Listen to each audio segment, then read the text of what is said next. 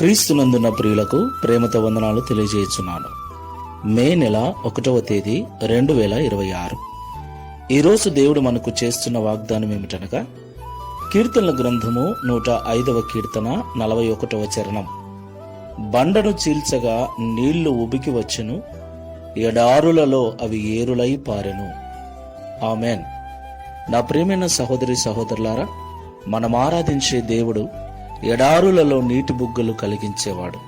ఇశ్రాయేలు ప్రజలు ఐగుప్తు నుండి కనానుకు వస్తున్న సమయంలో, వారు నీళ్లు లేక అల్లాడుతున్న సమయంలో బండను చీల్చి నీళ్లను అనుగ్రహించిన దేవుడు. దేవునికి మహిమ కలుగును కాక. నా ప్రియులారా, ఆయన చిత్తానుసారముగా పిలువబడిన వారి పక్షముగా దేవుడు ఎన్నటికీ నిలిచి ఉంటాడు.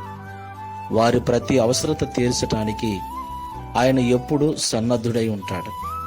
అయితే మనము ఆ దేవుని సన్నిధిలో మోకరించి నిత్యము ఆయనతో సత్సంబంధము కలిగి జీవించాలి. అయితే చాలా మంది దేవునితో సమాధానము లేని స్థితిలో ఉన్నారు.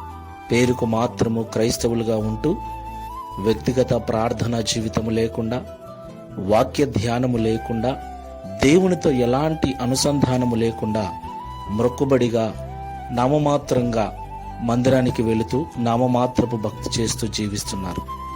నా ప్రియమైన సహోదరి సహోదరులారా, ఎంత కష్టపడినను దేవుని యొక్క ఆశీర్వాదమే మనకు ఐశ్వర్యం ఇస్తుంది. కాబట్టి మనల్ని నడిపించువాడు దేవుడు, మన అక్కర్లు తీర్చువాడు దేవుడు. ఆ దేవునితో మనము సమయం గడుపుట ఎంతో మంచిది. ఆ దేవునితో మనము సత్సంబంధము కలిగి ఉండట చాలా మంచిది. కాబట్టి ఈ మాటలు వింటున్న ప్రియ సహోదరి సహోదరులారా, దేవుని చేత పిలువబడిన మనము మన ప్రతి అక్కర్లోనూ దేవుని వైపు చూసే అనుభవాన్ని కలిగి ఉండాలి. Download ShareChat.